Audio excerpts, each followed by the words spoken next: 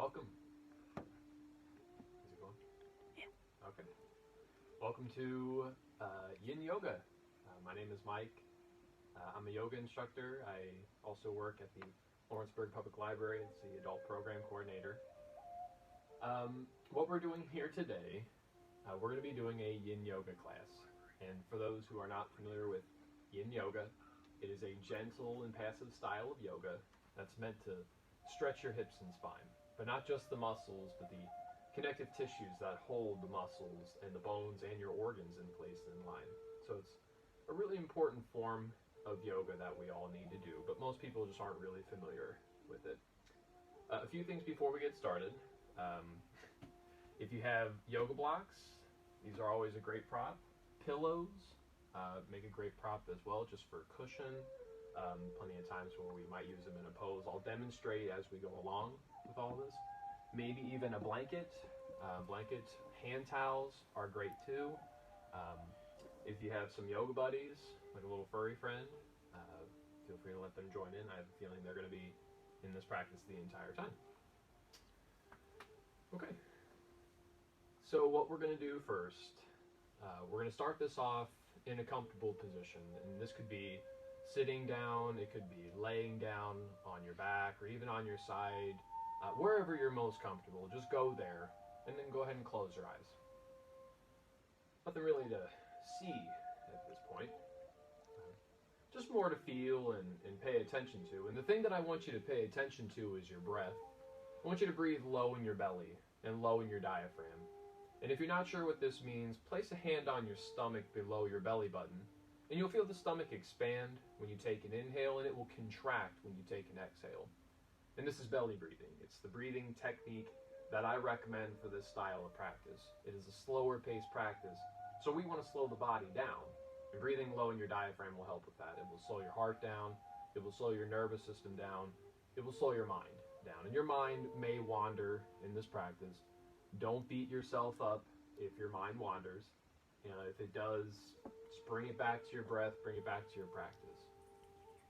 What? Even louder? Okay. Oh, and just so we all know, if you have any questions, feel free to type in a comment. My significant other and my better half, Sarah, is going to be reading these and yelling them out to me as we go along. So if you have any questions that you need answered, feel free to type them in and we'll get them to you. Again, with the eyes closed, focusing on the breath and breathing low into the diaphragm, preparing yourself for the next hour. And again, our practice today, Yin Yoga, the gentle stretching style of yoga for the connective tissues of the hips and of the spine, the deeper tissues that actually hold everything together. And how we do this is by holding poses for a while. Each individual pose that we do will hold for roughly 3 to 5 minutes. But just so we know, times are arbitrary and subjective. So if your better judgment tells you to come out something early, this is fine. You don't have to hold the pose the entire time. But if you feel comfortable and you want to hold the pose the entire time, or maybe even a little bit longer, that's up to you. My advice to you is to let experience be your guide. Let your body tell you what you need to do. But again, if you need some help, always feel free to ask me questions. I'm more than happy to answer them as we go along in this particular class.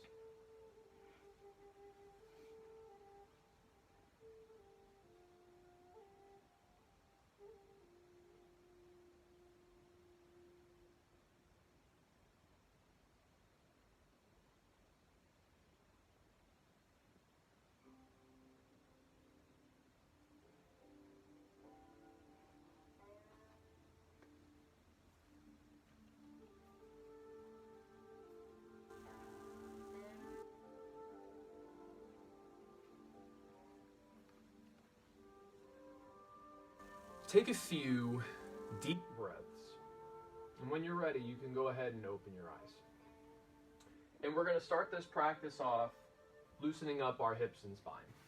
And how we'll do this, I'll have you lay down on your mat, bring your knees up to the chest, cradle your legs. I just want you to rock up and down a little bit, side to side, making circles, using your intuition here. There's no right or wrong way to move yourself into this. It's just a matter of feeling, where do you need to go right now?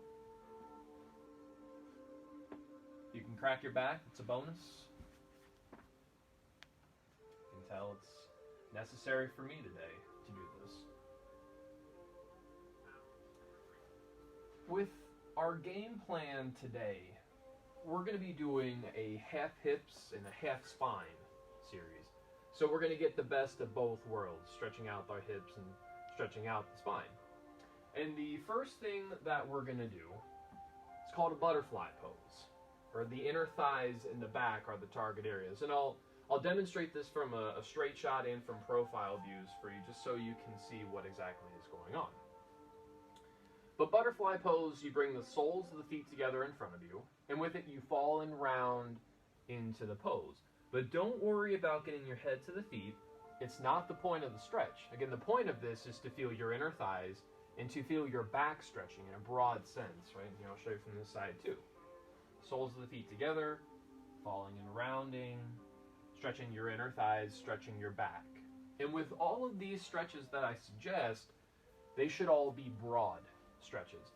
If you're doing a butterfly pose and you say to yourself, I feel it actually more in my knees, or I feel it more in my hips, or I feel it directly in the back of my hip, something localized like this is a sign of overstretching, in which case I would recommend doing a different pose.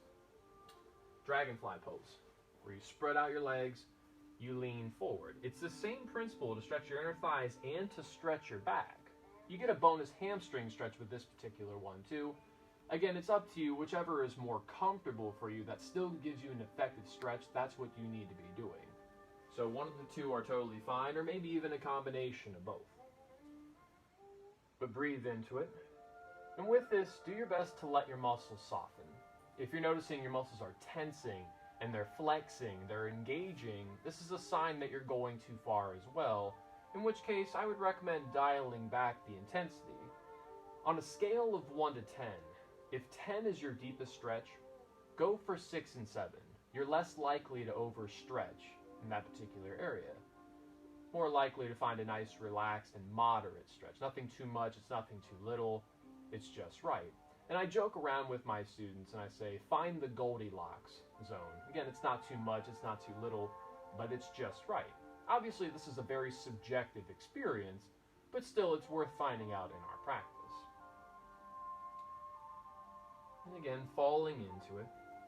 If you're doing a butterfly pose, don't worry about how low your knees are in relation to the floor. With this, it's just a sign of the shape of your hips, the rotation of your femur, if we want to be specific about it. But with this, maybe even take the note for yourself. How high are your knees in relation to the floor? Are they really high up? Are they really low down? Are they somewhere in the middle? With this, if the knees are high up and they're away from the floor, it means you have more internal rotation for your femurs. And if your knees are lower to the floor, maybe they're even touching the floor, you have a lot of external rotation. It's not a better or worse thing. It's just a sign, again, that your skeleton is different. It's something that we should always take note of. This is not a flexibility thing. This right here is because of your skeleton. So worth knowing whenever you're doing any pose. And for this last minute, let's settle in to it.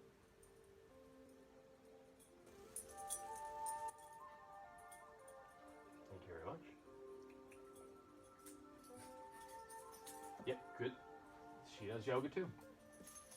Good girl. Okay, lay down. Thank you, Wendy. It's always going to be fun having some animals and furry friends to join you in your yoga class.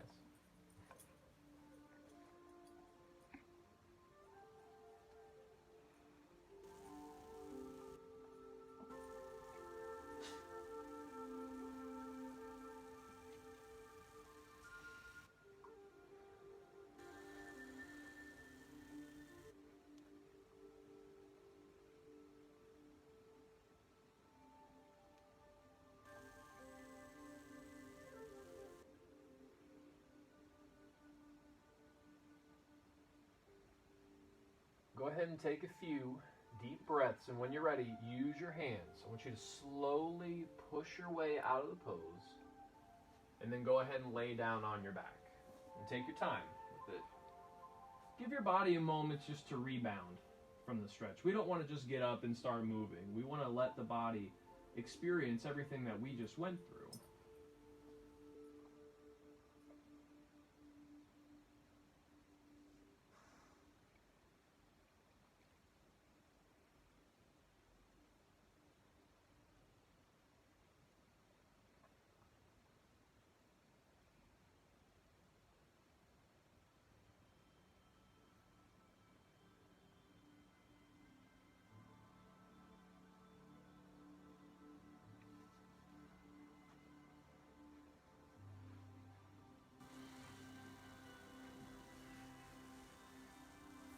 When you're ready, you can go ahead and come back to a comfortable seated position. And we're going to do what's called the caterpillar pose next. And this is a stretch for your hamstrings and for your back. Be easier to show from the side here. You'll have both legs extended out in front of you, and you're going to fall and round into the pose as best as you can. Don't worry about touching the toes. It's not the point of the stretch, not a competition here. Just find something comfortable to grab onto. Again, this could just be your knees, it could be your shins, it could be your ankles, it could be around the feet, around the toes if you can grab them. But with this, it's a bonus to be able to touch the toes. You can feel your calf, your Achilles tendon stretching here. It's the back of the leg, right, back of the shin. It's not a requirement, but you might also find out that it's going to be thrown into it. So again, leaning into it. If you're really struggling here and you can't grab anything, you may want to consider using a towel. I have a blanket here nearby. And what I'll do is I'll take it, wrap it up, loop it over my feet, and you can use this as a strap to help pull you forward.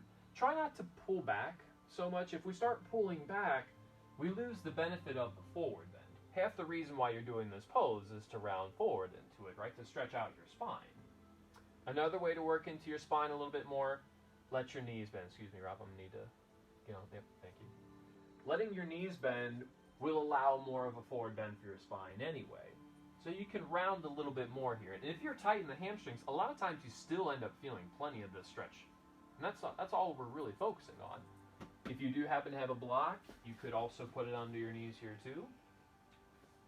If you have a pillow or if you have a blanket, instead of using it as a strap, you could always just tuck it under your knees. Once again, just a little bit of cushion can go a long way in your practice. Again, breathing into it. And what I want you to feel, again, broad stretches throughout your back and throughout the back of your legs. And what you're experiencing right now is called tension. This is a broad stretch. And this is something that we can change throughout our practice. The more we do our yoga practice, the more we start working through tension. And we increase our ranges of motion, we increase our flexibility to a certain degree. There will be a point where you can't go any further, and this is called compression.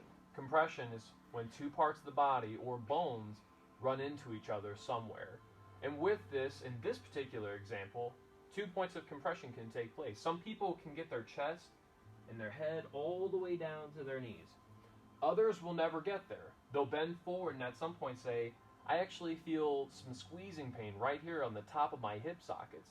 This is your femur hitting your pelvis, in which case you can't physically go past this. That would be your full range. But you could always modify it. And the easiest way to modify this is just widening your stance. You don't have to keep the legs directly in front of you. You could always widen the stance here, work your femurs around the pelvis, and go maybe a little bit deeper so you can still find your tension stretches. In the majority of our poses, I would say probably about 90% of our yoga poses, we're going to be looking for tension, the broad stretch. And again, once again, for the next minute, settle into it.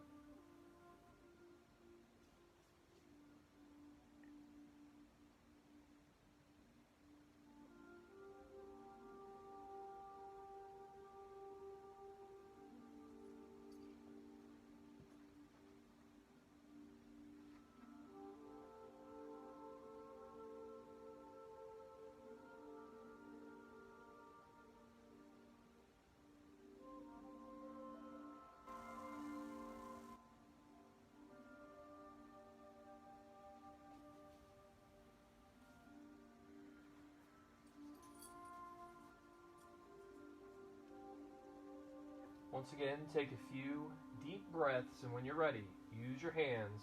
Slowly push yourself out of the pose, and go ahead and lay down. And take your time getting there. Do your best to remain in stillness, relative stillness, just to observe the effects of the stretch again, feel the rebound effect. But if you feel like you need to move a little bit, it's always okay to bring your knees back up to the chest, to cradle your legs again, get a little bit of movement, that's fine. But a lot of times I like to resist the urge to move. Again, just to lay down and observe everything that's taking place right now.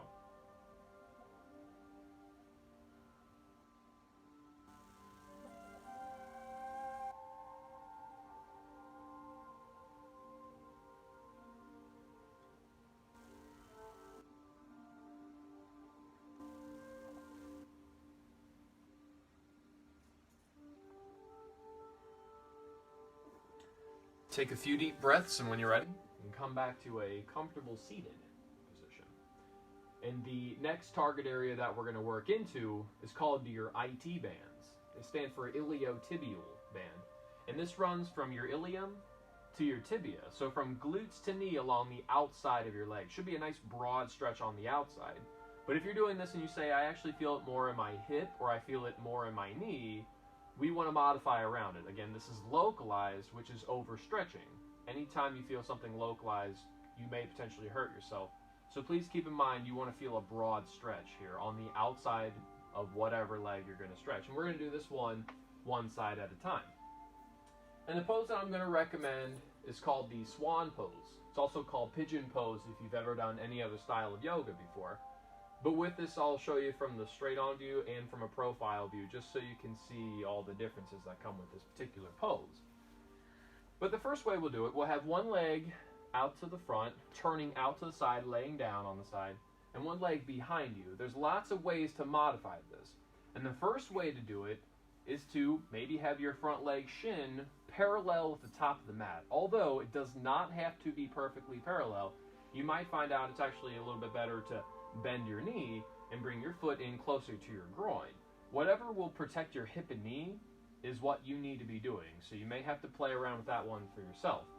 But the first step into it is to start leaning forward. Maybe just start with your hands onto the elbows. If you have a block, you can always put your head on a block here. If you can get your head all the way down to the floor, by all means, go for it. Something else to play around with is the position of the back leg. Oftentimes in a yoga practice, they'll say pigeon pose, back leg perfectly straight behind you. Again, this is one way to do it, but another way to do it is to take your back leg and bring it around you to the side. And when we bring this back leg around to the side, there will be a little bit more external rotation with our pelvis, so our pelvis can lay on the floor, the hip can lay on the floor. A lot of times when the back leg is straight behind you, your front hip will come up off the floor. Again, not a bad thing. If your front hip comes up off the floor and you still feel the broad stretch on the outside of that leg, then it's totally fine. But if your hip comes up and you say, I'm really uncomfortable now, I feel knee pain, I feel hip pain, well, let's just let that leg turn out and just lay it on the floor. But again, leaning into it, finding a comfortable position for you to hang out. Again, we want to get so relaxed to the point where we might actually fall asleep in this practice. And if you do kind of doze off, just so you know, it's not a bad thing. That's actually a pretty regular occurrence in this style of yoga. When we slow ourselves down, our parasympathetic nervous system takes over. This is the part of your nervous system that cools you down, that calms you down, and it makes you sleepy. Really, it makes you relax, but that is another sign of its kicking in.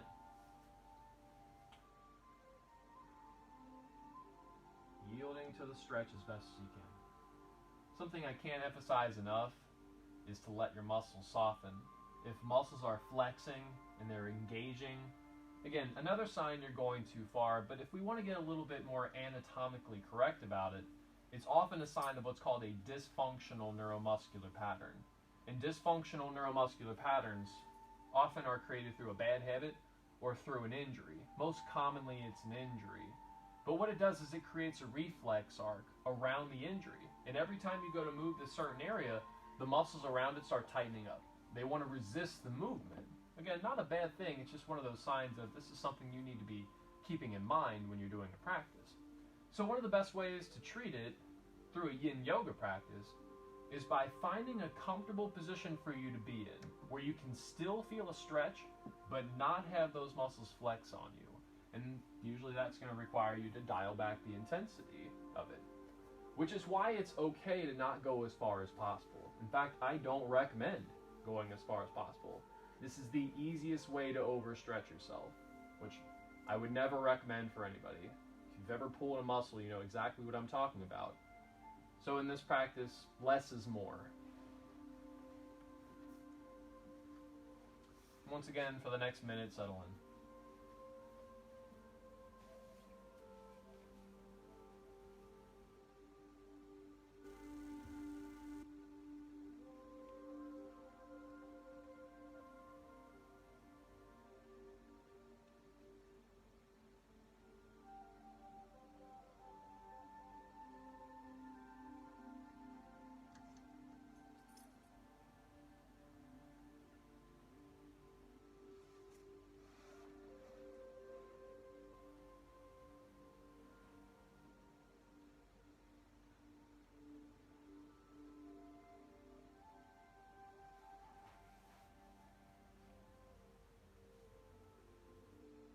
Take a few deep breaths, and when you're ready, you can slowly use your hands, push yourself out of the pose. I find it's easiest to just kind of turn and lay on my side after this kind of pose. And then lay on your back, taking your time getting there. While you have the time in between the sides, just try to feel the difference between the two. You know, feel that one side you've stretched and compare it to the side you haven't. I like doing this because it gives me the sense of, okay, this is what I just did. This is what I just went through. Here's what it feels like to stretch versus what it feels like to not stretch.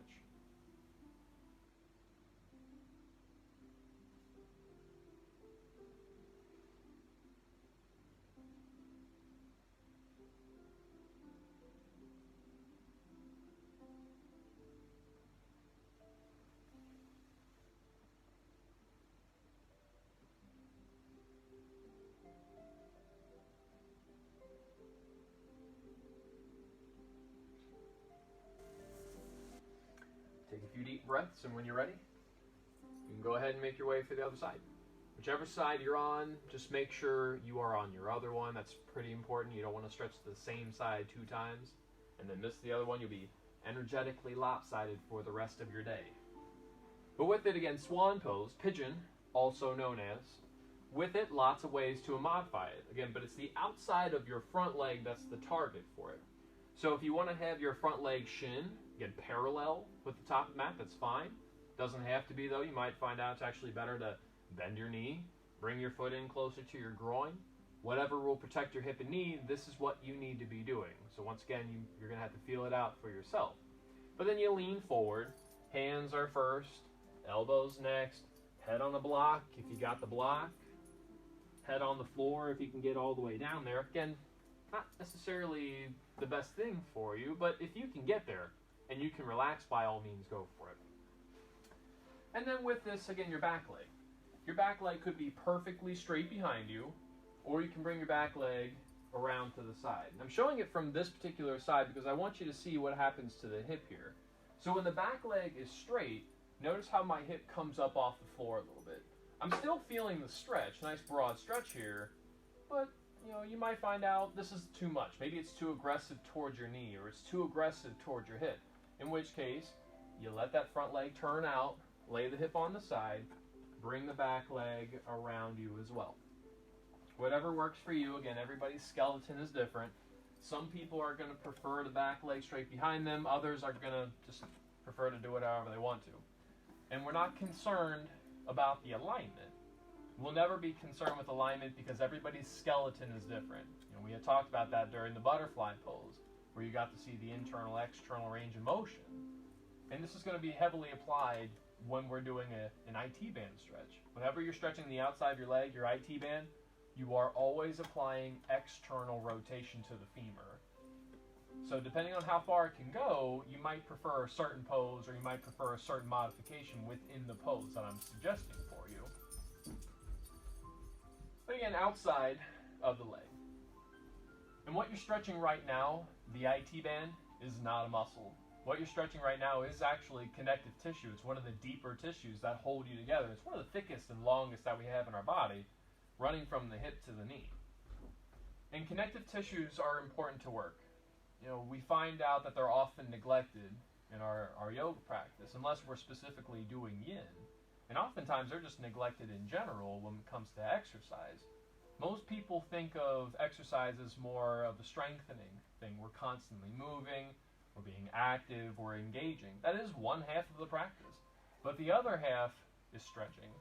And stretching the connective tissues is critical. Something that happens to us as we age.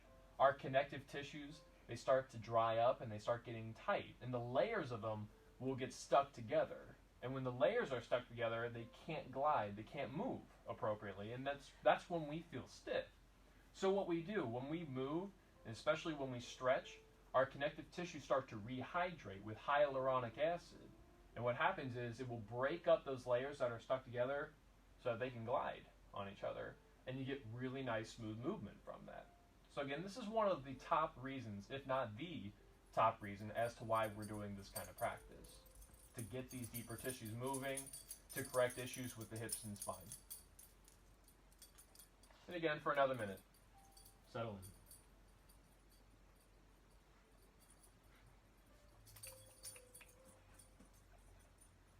Thank you. Oh, thank you so much. Okay, go on. Like I said, always good to have a furry friend with you. Do what you gotta do, right?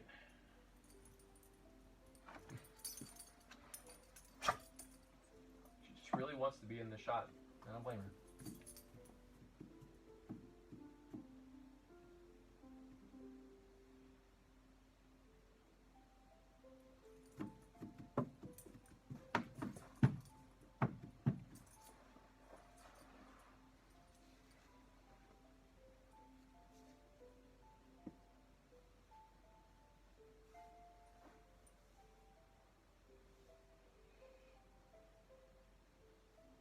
Go ahead and take a few deep breaths, and when you're ready, there's your time. Just really slowly use your hands, again pushing yourself up, maybe just kind of turning out, rolling out. You can lay on your back, you can lay on your side, lay on your stomach. Again, just take a moment here to relax.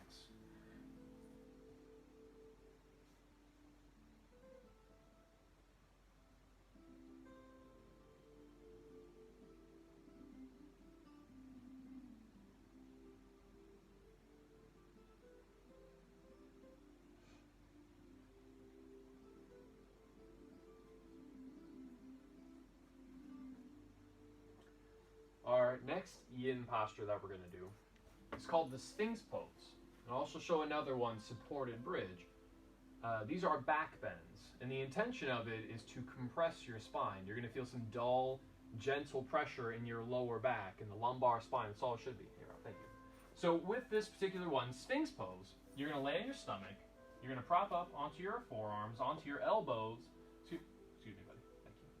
Thanks so much. And with this, you're going to feel this dull, gentle pressure right here in your lower back, right in the lumbar spine. It's all it should be. But if you're doing this and you say it feels really sharp, I would recommend lowering down. Sharpness is never therapeutic when you're doing any pose that involves compression. You're intentionally squeezing your vertebrae together. Yeah. So another pose that you could potentially do with your yoga buddy is called supported bridge. Supported bridge is where you have a block, you put it under your back, and you lay on it. And this is the pose. So with this, you could always keep your knees bent and your feet on your mat, or you could slide your legs out in front of you. When we slide the legs out, it creates a deeper arc into your back. So this is a deeper bend, as opposed to bringing your knees closer to the chest. There's more of a forward bend actually here. Not that it's necessarily happening, but it's not going to be as deep as straightening the legs out. And a few other things that you could always do is play around with the orientation of the block. Instead of just having it flat, you could flip it up. You could even make it vertical. If you have two blocks, you could stack two blocks. I personally don't do that because I don't have a deep back bend. In fact, I have a very shallow back bend, and I'll show you here in a moment. But with this, if you're doing a Sphinx pose, I'll offer up some more suggestions too. One of the first things to do here to increase the intensity of your back bend is to lift your feet up off the floor. This right here will tilt your pelvis, your sacrum to go just a little bit more forward to increase the curve of your back. Although, right now, when I'm doing this, I'm starting to feel sharp pain in my back and my quads are starting to lock up, which we had talked about, those dysfunctional patterns. It's me, my body, telling me I'm going too far. I usually will keep my feet down. This is exactly what I need, nothing too much, right? Although others will need more. Some people might want to push up into what's called the seal pose. We also call it upward dog or cobra pose, depending on the style of yoga you're doing at the time. But with this, I'm doing it in a modified way. My hands are actually past the mat here, and there is a reason. If I bring my hands in any closer to my hips will pick up off the floor, and that's my sign, and yours, if you've reached your full range of motion. So again, take the note here, right?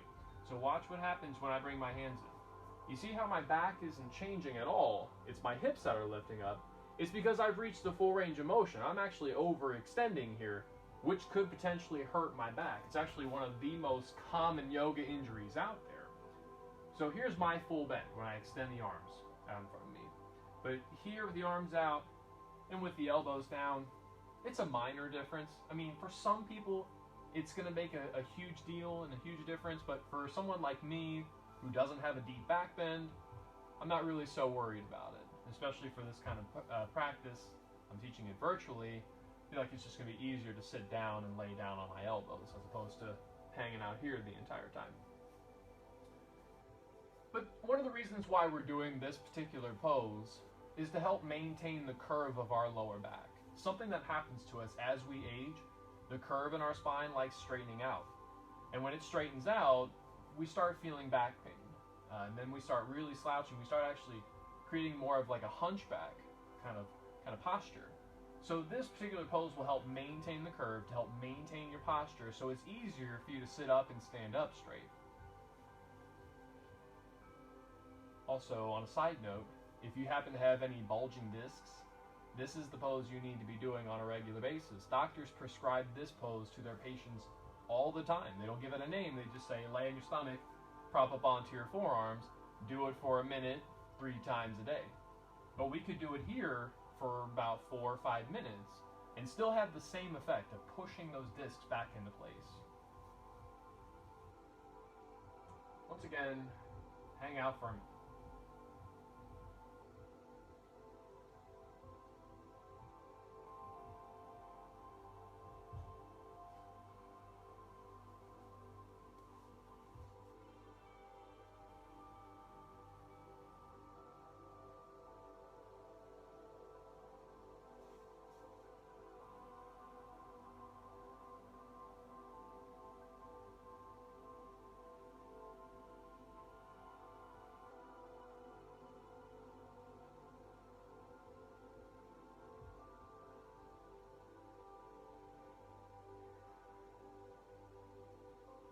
Go ahead and take a few deep breaths, and when you're ready, we'll say that's the time for this pose.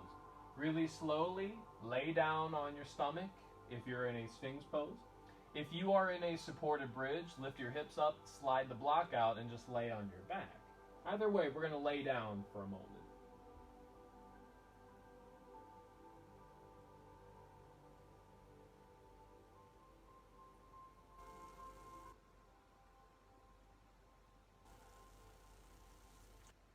At some point, it will feel really nice to do a gentle forward bend after a deep back bend. Oftentimes, child's pose is a go-to pose. In case you're curious to see, this is what it is.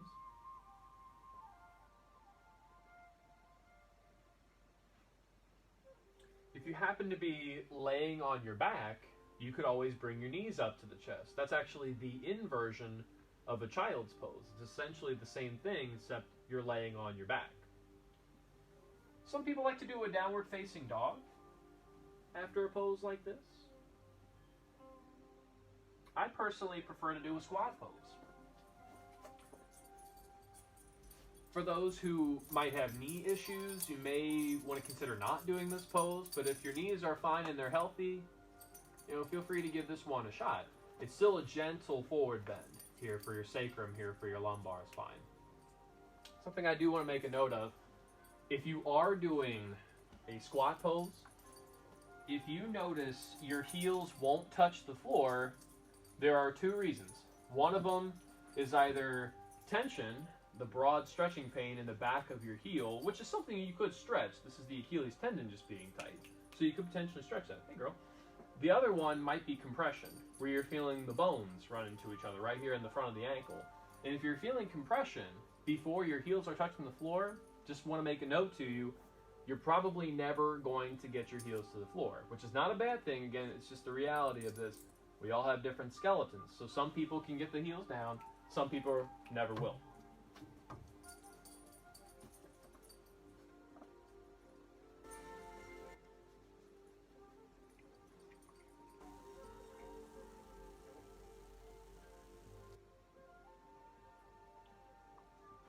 We have a few more poses left to do. The next thing that we're going to stretch is going to be our quads. And the quads are the upper thighs, the front of your legs. I do want to make it known, if you have any knee pain when you're doing the pose, inside or outside of the knee, you are overbending it, in which case I'm going to suggest a modification. I'm going to go through a couple of poses here, and you can feel these out for yourself. But the first one that I'm going to show is called the half bow pose. And in a half bow, you lay on your stomach, you grab onto a foot, and you pull it. And the more you pull, the more you get. So a little bit of muscular effort is going to be required with this particular pose. If you can't grab the foot, you could always grab your pant leg. That can always help. Or if you happen to have your towel or your strap handy, you could always use this as a strap. You loop it over, right? And you're going to pull onto it. I can grab it. Right? Same deal here. The more you pull, the more you get. Another option for you, maybe a little bit deeper between these two. This is called the half saddle pose. You have one knee bent. It is the top of the bent leg that will get the stretch the more you lean back into the pose. I'll usually suggest starting off just with your hands. But if you needed more, you could lean back to your elbows. If you can lay all the way on the floor, by all means, lay on the floor. But again, like I said, if you start feeling knee pain, inside, outside of the knee, you are overbending it, in which case I would actually recommend doing a different pose. What I'm going to show right now is called dragon pose. And this is essentially a lunge here. A lot of times I would just say lower down, but some people like to prop more upright, like they're basically doing a lunge. Up to you. Everybody's going to experience this differently. But the intention is the same. It's to stretch the quad right here through the front of this back leg. But a couple of things that I can show you here, especially from the other side, still stretching the same leg. But what you can do to modify this pose, maybe turn in to your front leg. For example, I have my right leg in front, so I'm turning to the right. And this is not only stretching my quad of my back left leg, but it's also starting to work into my hip flexors. These are a group of muscles that are in the pelvis that often will cause some issues with your pelvis, which I'll talk about more here in a second too. If you're still not feeling enough, one more option I can give you for this pose is to let your knee bend, grab onto this foot with the opposite hand, and pull it. So if you're not getting enough, you can just keep pulling that heel to the glute. But if you say, no, this is too much, well, maybe just hold it back. Or maybe you just don't grab onto it at all. Some people can just leave their knee bent, still feel plenty of the stretch. But again, broad stretches here for your quad. And it's really important to keep the quads open because they're one of the muscle groups that are responsible for knee bending. And again, if you have issues with bending your knees, you should find a way to stretch your quads and stretch your hamstrings as much as you can. Right? Those are the two muscle groups that control the movement of your knee. So making sure that they're flexible can increase that range of motion, which again is what we're trying to find here. We're looking to increase flexibility, increase our range of motion to get to the fullest degree of whatever we can do.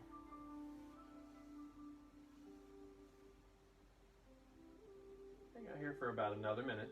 But again, if you feel like you want to come out early, this is fine. You don't have to hold the pose the entire time. You can hold the pose the entire time. Again, by all means, go for it.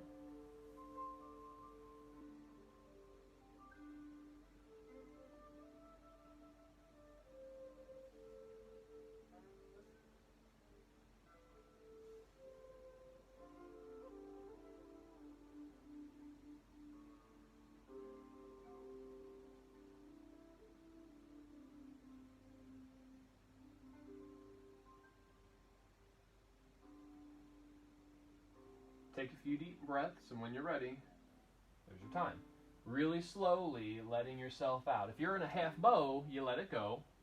Half saddles can roll away from that bent leg, lay down. If you're in a dragon, oftentimes it feels good to just head into what we call a runner stretch. You straighten your front leg, and then wrap it back for a child's pose.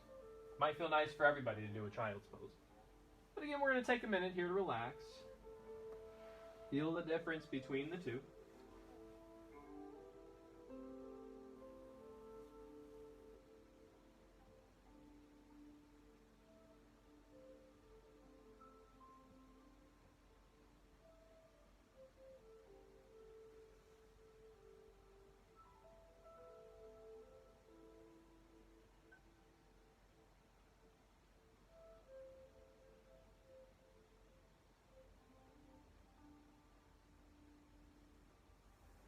When you're ready, you can make your way for the other side.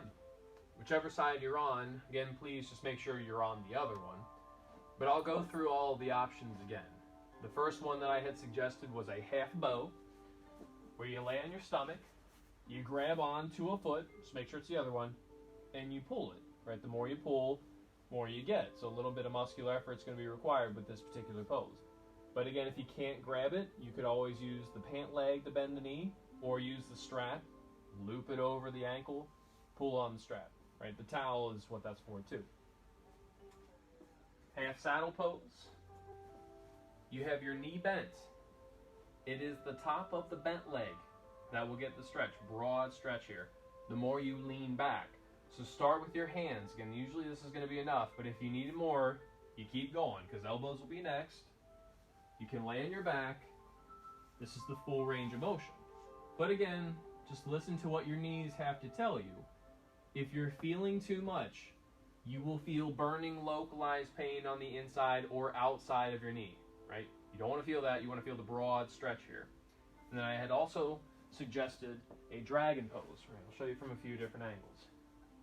You're basically doing a lunge, but it's the back leg's quad that's going to get the stretch right here through the front of the back leg. Front leg can be wherever it needs to be. I'll talk maybe more about that in a second too. I'll show you from this other side as well. The recommendation that I had given with this one, modifying it, turning into your front leg. So if your left leg is in front now, you would turn to your left a little bit. And this would open up that hip flexor a little bit more. That was one of the reasons why I had suggested this pose, to work into your hip flexors. The hip flexors are a group of muscles that hold your pelvis and your spine together. And typically they talk about the iliopsoas muscle, but technically it's two muscles, iliacus and the psoas major, but they control a lot of movement with your pelvis. And if you're too tight in these muscles, it will start to pull your pelvis forward, what's called an anterior tilt. And oftentimes, this is when we start feeling back pain.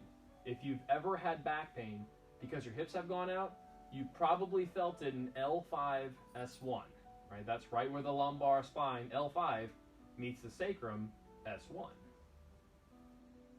One of the remedies of doing this practice is fixing that issue, right? Making sure that the hips stay in whatever your natural alignment is. Because again, alignment is not universal. Everybody's skeleton is different, and this is why when we're doing a practice, there's no correct way for everybody to look in the same pose. So we can't expect us to do this. Even the two sides of your own skeleton aren't the same. And recognizing that can save you from a world of injury. You know, a lot of people, especially in our yoga culture, it's dominated by alignment, it's dominated by aesthetics. And with that in mind, if you're practicing just based off of what it looks like, you're not really getting the function of it.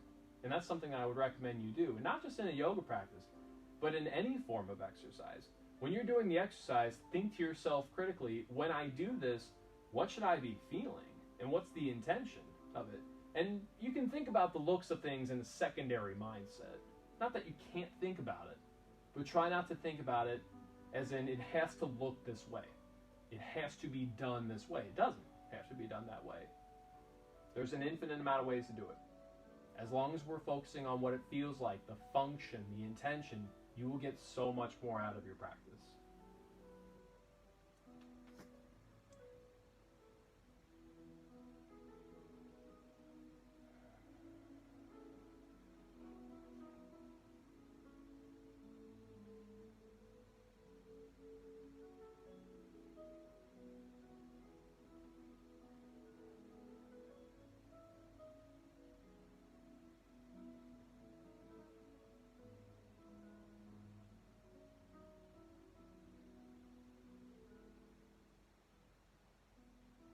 Go ahead and take a few deep breaths, and when you're ready, there's your time. Take that path of least resistance out of the pose. Again, if that was a half bow, let it go. Half saddles roll away from that leg. Dragons usually work into the runner stretch, and then head back into a child's pose, which again, everybody might benefit from. A child's pose or laying on your back and cradling the legs.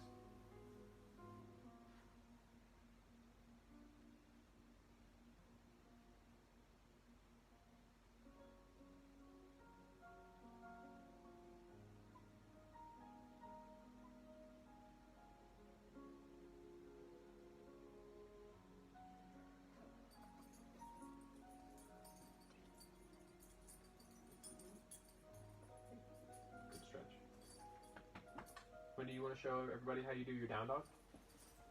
Wendy, down dog. She's good. Good job. Well done. Thank you. Go get your mom. Thank you for helping out, Wendy. You can always do your down dog now if you want to as well, as Wendy just showed you. Okay. No, go on. Go ahead. We have one more pose left, and it's going to be a twist, and we're going to be stretching our obliques, the side of the body. This will be the main target area. Now, I'll show you a few different profiles of this one too. But with a reclining twist, let's say for the sake of all being on the same page, let's twist to the left. So you're going to lay on your back, bring your knees up to the chest, take your legs over to the left, and lay them on the floor. This is the pose. And the intention of it is to feel the lower right side of your back, your obliques. You might feel the outside of your right leg again. Your IT band. You may feel your glutes, your butt muscles, just to be a little bit more crude about it. But essentially the right side of your body should be feeling this particular stretch. If you're doing this and you're struggling to maybe get your knees together, maybe you can't get your legs all the way to the floor, this is where the block or a prop like a pillow will come into play. You can always put a block in between your knees. You could put a block under the bottom leg. If you have two blocks, you can do both, or two pillows, you can do both. Again, up to you.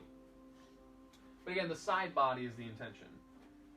But if you're comfortable in it now, I can offer up a few modifications for you. One of them that I like doing, and I'm showing it from this side, is so you can see the opener here. Arms out to the T, you can get a really nice chest and shoulder opener going on with this pose. So again, if your legs are going left, it's inside of the right, chest and shoulder getting the opener. Again, that's one thing to do with your upper body. Some people might prefer to have the arms above the head. This one will stretch a little bit more of your obliques, your side body. You might also get your triceps involved in here too. It's really whatever you want to do. There's no right or wrong. Another thing that you can do is stretch your neck. Looking away from your legs will stretch your neck a little bit. So if your legs are going left, you look right. However, if you have your arms out to the T and you'd like to stretch a little bit more of your chest and your shoulder, look with your legs. So if your legs are going left, turn your head to the left and see what that does for that inside of the right chest and shoulder. Again, you don't have to do all of these. You can pick one and stick with it, or you could do all of them. You could always do a minute here, a minute there kind of thing. Whatever your body is telling you to do today, just do that.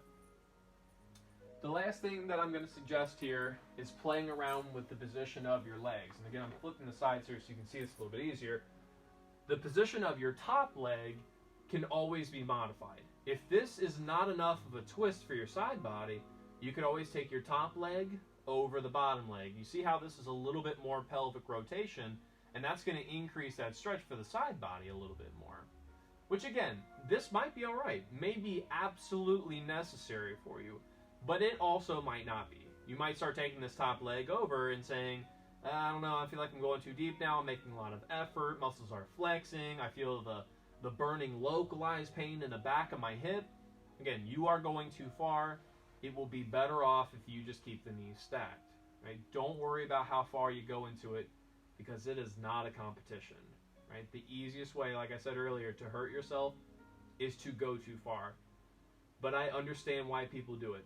You know, especially a newer student. You come into a practice, especially one like stretching, and you think to yourself, well, it's a stretching practice. Let's stretch as far as possible, right? That's the name of the game. But it's really not, right? With this, less is more. Finding that scale of stretching between 1 and 10, targeting the 6 and 7 mark, you will be less likely to overstretch, more likely to feel a nice moderate stretch. Once again, one more minute here.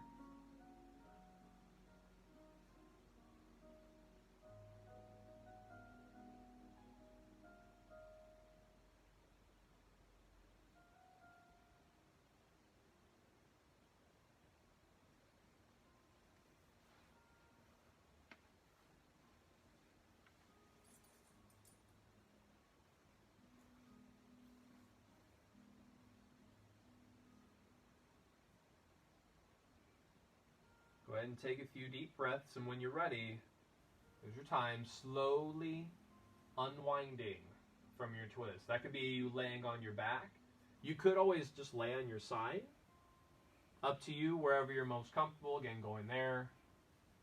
Maybe cradle your legs, or maybe just lay flat. You know, take a minute for yourself.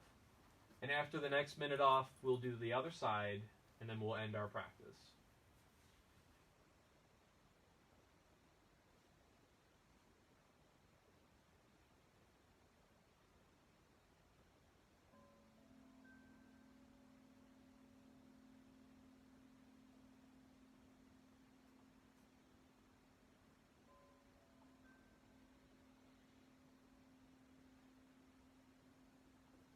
When you're ready, go ahead and make your way for the other side.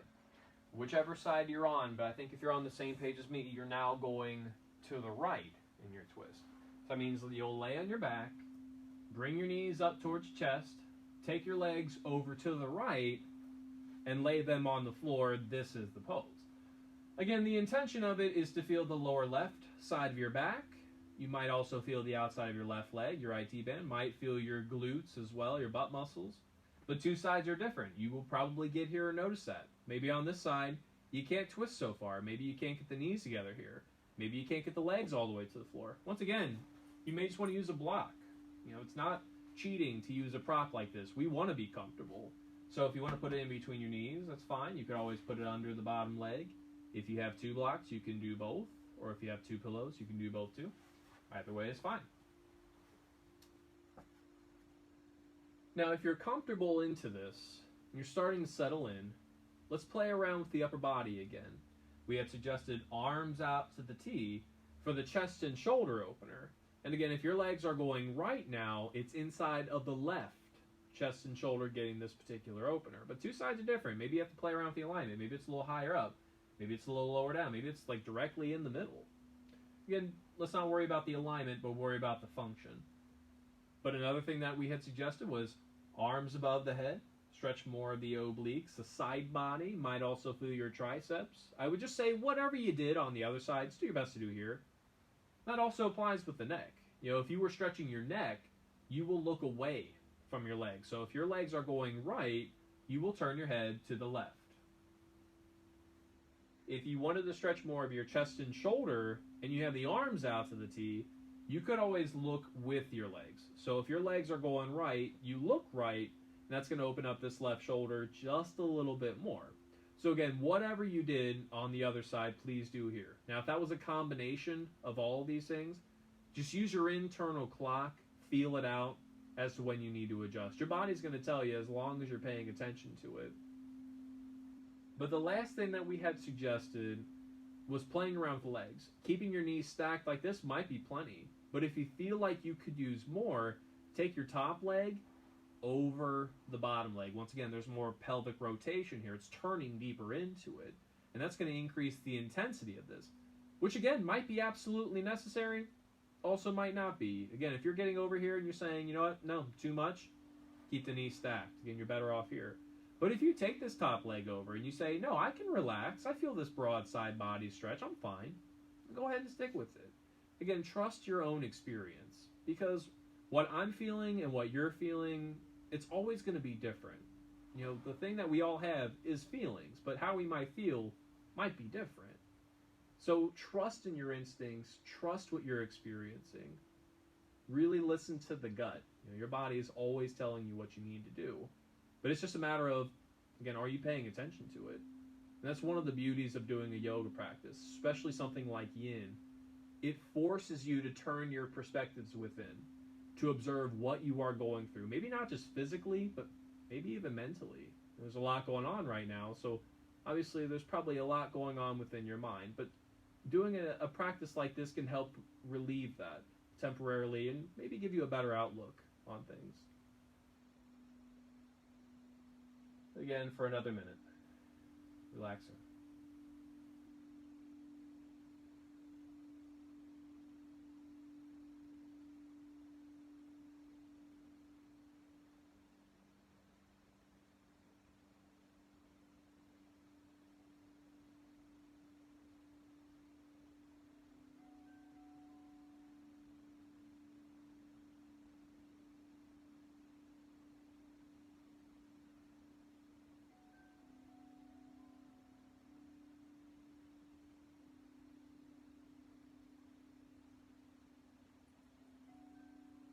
Take a few deep breaths, and when you're ready, there's the time. Slowly unwind from your twist. You could lay on your back if you'd like to. You could just lay on your side. Bring the knees to the chest and cradle the legs. Maybe lay flat. Resist the urge to move. Wherever you're most comfortable, again, go in there.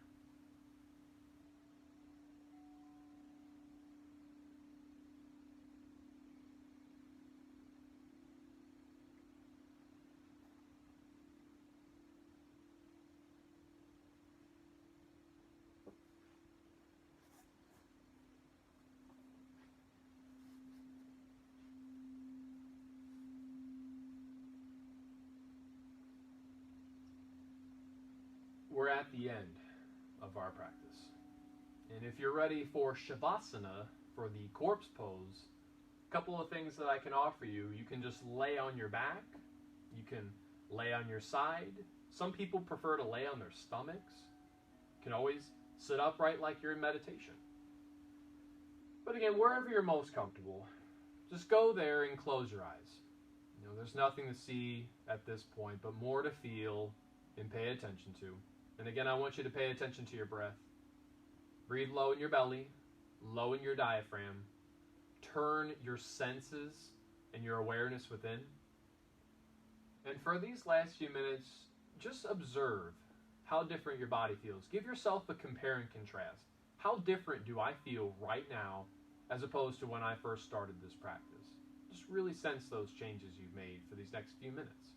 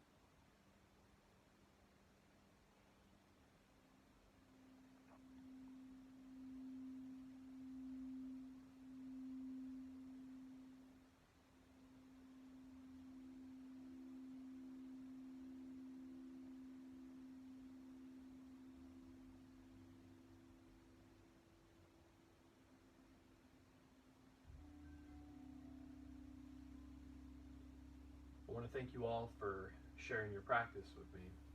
It has been my pleasure. Namaste.